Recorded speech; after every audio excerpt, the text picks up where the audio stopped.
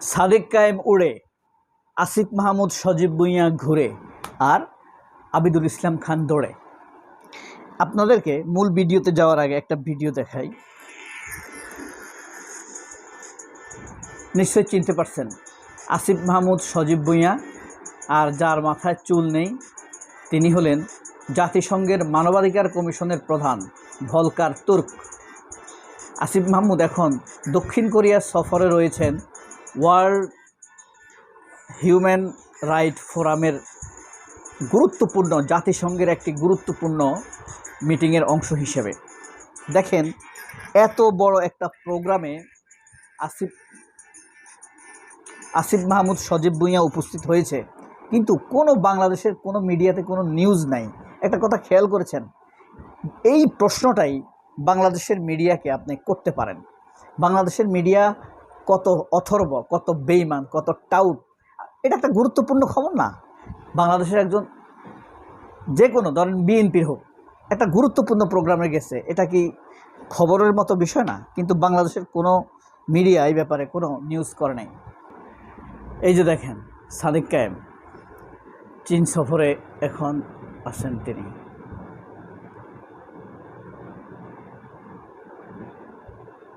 দেখছেন, তার সঙ্গীরা সহ এখন বেইজিংয়ে ঘুরে বেড়াচ্ছেন। সাদেক কায়েমের এই স্ট্যাটাসটা খুব সুন্দর ছিল। চীনা ভাষায় তিনি তার ফেসবুক স্ট্যাটাসে লিখেছেন, বেইজিংয়ে বেশ কিছু বাংলাদেশি যারা বৃষ্টি ভালোবাসে। হ্যাঁ, তো এই যে সাদেক উড়ে বেড়ায় আর আসিফ মাহমুদ সজীব ভুঁইয়া ঘুরে বেড়ায়, সাদেক কায়েম রাষ্ট্রীয় কাজে গেছে না? খুবই গুরুত্বপূর্ণ কাজে গেছে। আসিফ মাহমুদ রাষ্ট্রের অংশ হিসাবে কাজে গেছে না? খুবই গুরুত্বপূর্ণ কাজে গেছে। সাদেক কায়েমও গুরুত্বপূর্ণ কাজে গেছে। এগুলো বাংলাদেশের নিউজ নাই। এরা নিউজ করলেও কিছু হবে না, না করলেও কিছু হবে না। এদের নিউজ আমরা এখন আর বিশ্বাস করি না। হাতে গোনা দুই একটা পত্রিকা নিউজ করছে, আর কেউ এগুলো নিউজ করে নাই। অথচ এগুলো বাংলাদেশের খুবই স্বার্থ সংশ্লিষ্ট বিষয়। আর এরা নিউজ করবে আবিদে যে দৌড়ায়, এটা নয়ন দৌড়ায়, এটা নয়ন যে পড়ায়, এটা নিউজ করবে। রাকিবের দৌড়ানি এরা নিউজ করবে। এ হলো এদের চরিত্র, বুঝতে পারছেন? আরও একবার আপনাদেরকে সম্ভবত দেখিয়েছিলাম, আবিদুল ইসলামকে প্রশ্ন করেছিল দীপ্তি চৌধুরীর স্টেট কার্ড প্রোগ্রামে যে একটা লোক কীভাবে, কোন ক্যাটাগরির ভিত্তিতে ছাত্রদল করবে, ছাত্রদলকে পছন্দ করলেই ছাত্রদল করবে। তখন আবিদুল ইসলাম কি বলেছিল, সে তখন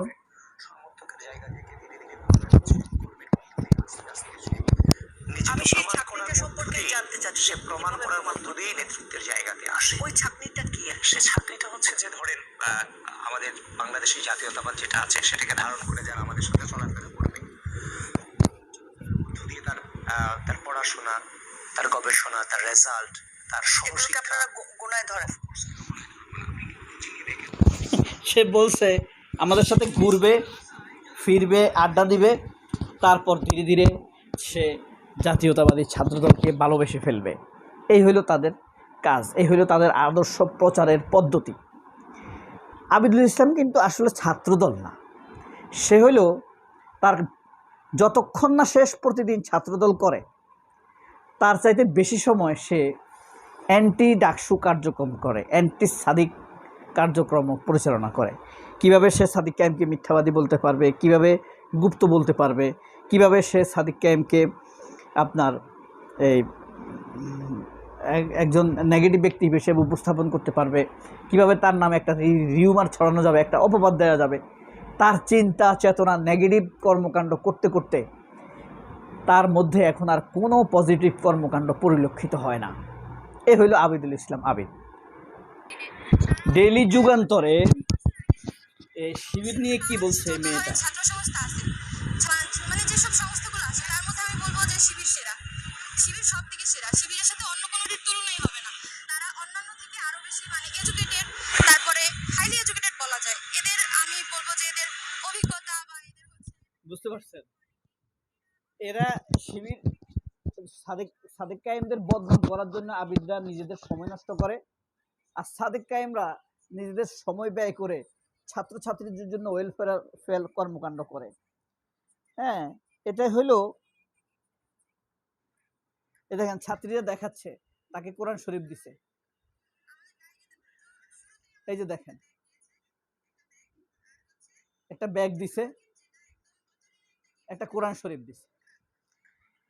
তো মানে সাদিকদের কর্মকাণ্ডটা কি নিয়ে আর আবিদদের কর্মকাণ্ডটা কি নিয়ে?